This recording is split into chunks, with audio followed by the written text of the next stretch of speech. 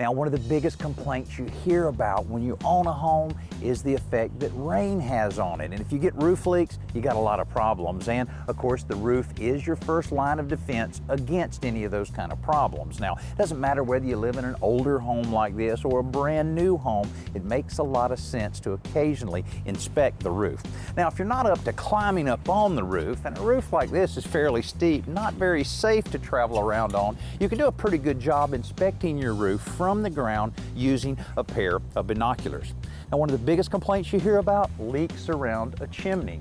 Now, it can get a little complicated when you look at how a chimney is made, but what you want to look for, any cracks in the mortar, particularly where the flashing is embedded into the mortar joints. If you see any cracks at all, those need to be sealed up using a masonry caulk. If you see any damage to the flashing itself, then you can put a little Band-Aid repair on it by using a urethane caulk, but you do need to get a roofer out to determine if the flashing needs to be replaced.